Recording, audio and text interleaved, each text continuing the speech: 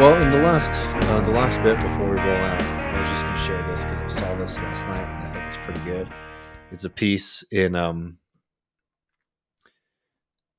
it is a piece in was it the Denver Post? Um, I'm calling it the Strikebreakers Diary. Um, this is in their opinion column section. Kafer says, "I crossed the King Supers picket line because the strike wasn't personal." Personal to who, you have to wonder. Well, let's read a little bit of this because you can probably already see where this is going. Is that some person decided that they did not want to be inconvenienced by people advocating for fair wages for themselves, and they are trying to. I'll tell you, if this is something that you do, right? You cross picket lines. This is something you really should keep to yourself. I find it to just be an incredible move to not only just be complete scum and cross a picket line, but also to boldly write about it, and specifically in the way that she does, where she claims that it's not personal at all. Let's read some of this. It's pretty good. "I thought nothing of crossing the picket line at King Supers last week before an agreement was reached and the picket stopped. I needed groceries and other..." Oh man, tough. "I needed groceries and other employer negotiations are not my business. What a job pays is a matter of market forces, not a contest between good guys and bad guys. I'm not going to serve as a prop in that play." Um, truly amazing here. The first bit is this last bit is funny though. "What a job pays is a matter of market forces, not a contest between good guys and bad guys." Who determines those market forces? Who is interpreting them? I'll tell you right now that if you gave all of the workers at that establishment, if you're just saying here that like the pay and the conditions that people are working under are just the indifferent machinations of this perfect rational system of inputs and outputs, and we just need to react to them a certain way. Ask, see what happens if those workers said to the bosses and the owners there, said, "Hey, let's look at the books, and we can start figuring out how much we can pay people. We can figure out what prices we need to be setting for our products. We can figure out people's schedules, and we can also figure out if we can afford certain kind of if we can afford to pursue certain kind of practices or to purchase certain tools, etc., to improve our on the floor conditions." Right? If it is such an input and output discussion, why is one group of people, the bosses and the owners, the only people who are ever able to look at those inputs and outputs? Right? Just a complete joke of an argument. Um, as I write, the United Food and Commercial Workers Union has come to a loose agreement with Kroger to end the strike. The union was demanding higher wages and the restoration of hazard pay the company previously offered during the first part of the pandemic. The latter seems baseless, given the availability of free vaccines. Oh, wow. Yeah, that certainly helped prevent this wave, right? And the lower severity of the Omicron strain. Moreover, according to the health officials, the current infection wave possibly peaked last week in Colorado. Huh. So you mean all those people were forced to go in and put themselves at hazard, to put themselves at risk over these past couple of weeks, and they might be asking for that money to be paid to them now? I don't understand. Just saying that, like, oh yeah, these people have been working in dangerous conditions. So why are they asking? Why are they asking to be compensated for that? Pretty amazing argument there, especially knowing that again, the conditions they were just working under were worse than when they first got that original hazard pay. As for whether the pay rate sought by the union or by the company best reflect the market value, I can't say. I can, however, predict what will happen if labor costs go up. Grocery prices will rise to cover the additional cost. And since grocery prices have already risen due to inflation, people are likely to change how they shop. Overall demand for groceries is somewhat inelastic since people have to eat, but shoppers can cut back, buy more generic goods, drop non essential items from the grocery list, or try to find a marginally better bargain at another store's chain. The stores depend on volume to generate profits. Prices can only go up so much before reduced sales impact a company's viability. Wow. Wow. So, again, we could go back. Who is making the decision?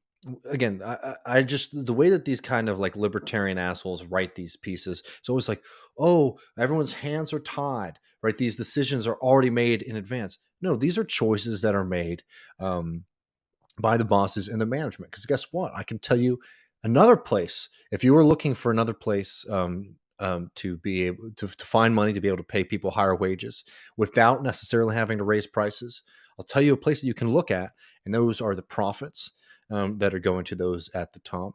That is just the incredible amount of pilfering that happens at organizations like that, right? Again, why is it always one side of the equation? The workers, who are the ones who are supposed to buck up and accept worse conditions and lower wages and less money in their pocket at the end of the day. Why is it never those at the top, right? If this is just math, right? It's just math, right? There's nothing personal here. Why is it that there's only one side of the equation that we can ever look at, and the other side is always ignored? Alternatively, make this larger for you. Alternatively, companies can reduce rising labor costs through automation and limiting labor intensive specialty services at the pharmacy, butcher, deli, and bakery counters. I can't do the automation thing with her right now. I'll tell you, the automation stuff is a lot of a lot of it is the the way that automation is sort of presented as if it's a solution, and that like it's just sort of sitting there just waiting for the bosses to pick it up as it is somehow more efficient or something like that, just has not been borne out. As much as a lot of people who are kind of techno-determinists try to make the argument, these technologies still do not tend to be as efficient as actual people on the job working. And even if it were the case, again, that these new technologies and automation could replace all of the workers at Kroger, and they just happen to be holding on to their job out of the kindness of their employer. Bullshit, by the way. If that is the case, there's another version of the equation where things could go much differently. If people don't have to be at the job that much, if you don't need as many people to be at the job, then you can share those profits amongst the people who have been working those jobs, to make sure that so those people now have a higher wage, higher standard of living, and more time to themselves where they don't have to be on the shop floor. Again, this is a very stupid essay, but it's worth dispelling a lot of these kind of arguments, because this kind of like, oh, I'm just looking at the numbers and I just understand the science of the economy, and it's nothing personal. But labor disputes, um, labor disputes just mean that workers don't understand the economics. They can't do the math necessary. It's just such a bullshit and tired argument at this point, that it's exhausting. Let alone, I mean, look, obviously people are getting mad about this because it's just morally horrendous to be somebody who crosses a picket line again in any times, but let alone in a pandemic. I remember when these people were the frontline workers and we're supposed, clapping for them as a society supposed to be supporting them. It's very quickly how quickly people like Kafer here um, turn their backs on them. But again, what really gets me mad, so again, like the moral shit is like, absolutely, I get that, but this is what this kind of person is in the first place. Just a nasty person who's willing to, who's just willing to walk over other people who are trying to make sure that they can afford food for their own families. I don't know, like I can't spend too much time worrying about that person's morality, because it very clearly is not. This person doesn't have very strong morals. But this kind of scientific side of the argument is also just such bogus, that there is just these kind of basic principles of economics and business science that the rest of the world just doesn't understand, that the workers just don't understand. When again, no, these are actual political, social decisions by people in power, and that power can be shifted, and the businesses can continue operating efficiently and providing the services for the community without bosses and managers exploiting people and extracting absurd, rates of profit from the labor of all of these workers. Um, but don't worry. I mean, she has her preferences. So she would prefer neither higher prices. As a customer, I would prefer neither higher prices nor greater automation. If it happens, though, it's not personal. It's economics. Perhaps I'll go elsewhere for milk. And if Kroger employees don't get the raises they want, they owe it to themselves to check out new opportunities elsewhere. Classic. If you don't like your job, don't fight for better conditions on the shop floor. Go to a new place. And this is a sinister argument for a few reasons. One, because no, you should absolutely fight for better wages at the job that you have instead of just moving from job to job to job. And secondly, this kind of sinister this argument is very sinister, because it makes it so that conditions can never improve at any establishment. And if you complain, don't ever take it upon yourself to fight for something different, or your community or your class. You just need to accept that that's the way that it is. When it's not, these again are human decisions that are being made. And here's the best bit. Y'all ready for this? She's got a dad. Dad worked hard. My dad taught me you're not owed anything in this life. That I agree. I very much agree with that statement. We aren't owed anything. We should be fighting for the things that we deserve, right? But no one's just going to give you things. That's why you have to fight back and take it. And you know what those workers were doing when your dumbass crossed the picket line? They weren't sitting on their asses and saying, "Oh, I'm owed this, and I'm just gonna, sit around. I'm just gonna expect it to materialize in front of me." No, they went, they organized, and they talked with each other, and they came up with a plan, and they decided they're not going to go to work as a collective group, and they're going to stand outside of the establishment that they worked at to let people in the community know not to shop here unless you want to support an organization that is exploiting workers at this rate, right? None of these people think that they just are owed anything to sit on their asses. These are people actively changing their conditions. These are people doing something about it. I hate that argument so much, that striking workers or people who are organizing at their workplaces are somehow lazy. Have you ever done anything like that in your life? This is much more involved than much of the kind of like organizing, that people experience when they're at college, right? And they have to make sure that people show up for their event at the right time and that there's enough lemonade. No, union organizing, that is some serious work. And it takes years and years and years to build up the capacity and the confidence and the infrastructure to be able to go on strike like these people. So this kind of argument we're going to go through, oh, her dad worked really hard and he didn't think that anybody was going to give him anything, right? This argument is just completely redundant and not effective when you're talking about people who are actively fighting to change their conditions. My dad, here we go back to the piece. My dad was a Sears appliance salesman when I was born. When I started grade school, he went into wholesale, selling tires. Um, Most months, the job paid better. As a side hustle, dad refurbished antiques and fixed up cars for resale. No, it sounds like your dad could have used a union. At a gut level, he understood that individuals have an obligation to themselves and their families to find a job that meets their living expenses, acquiring skills to enhance their productivity as necessary. No one is owed anything. Neither a so-called living wage, nor insurance, nor pension. These must be sought through job hunting, hard work, and upgrading one's skills. I'll give you another idea. Um, Another way to be able to get the wages that are necessary to raise a family, insurance, and a pension, is to cut into the profits that bosses have been exploiting from the hard work that you've been doing at all of these different jobs, right? Um, that is hard work, right? Organizing at the workplace is hard work.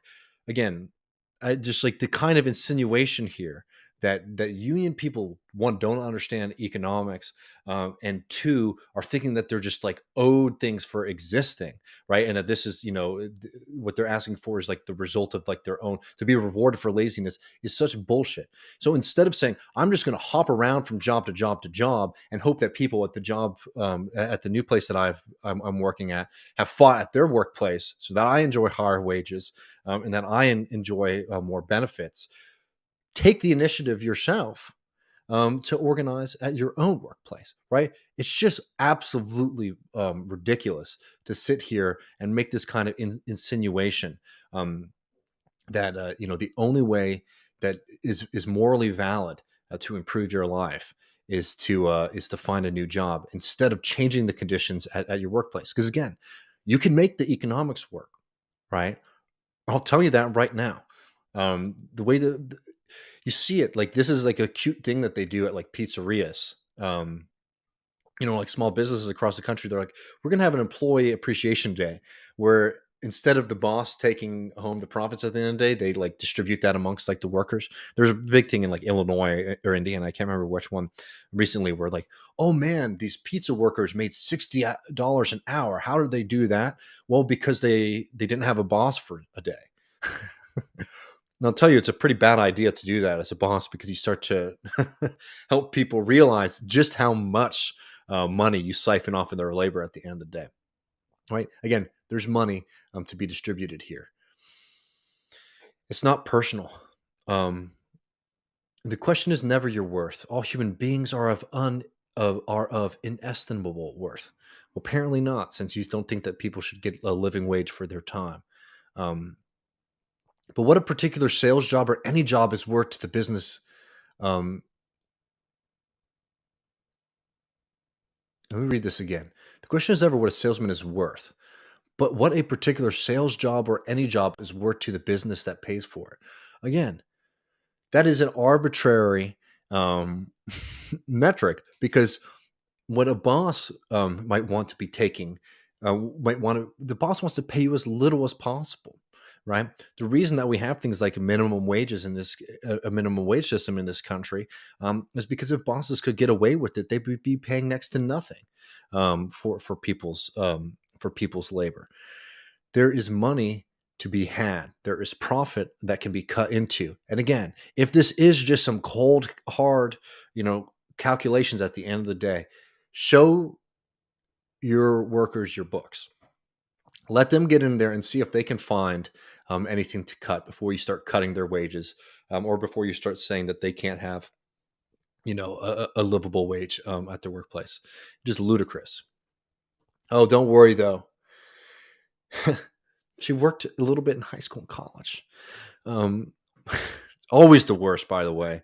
When people try to act like their side jobs when they were getting educated are the same thing as like being a wage worker, in a sense, where like you didn't feel like you didn't have this horizon, like, oh, I'm going to get my degree and then I'm going to go and make this much money, right?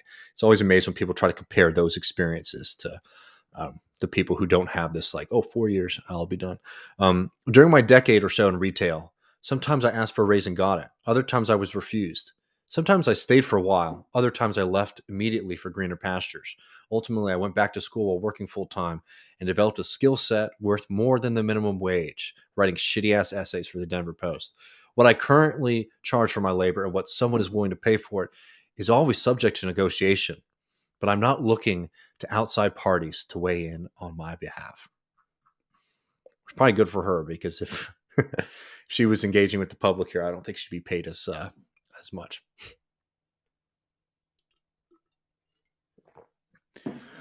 All right. So that's the great American tradition of shitty ass op-eds. I mean, is there actually a writing form that is just more boring and filled with reactionary sentiment than like the American newspaper op-ed page? I mean, unfortunately, it's a it's a real joke.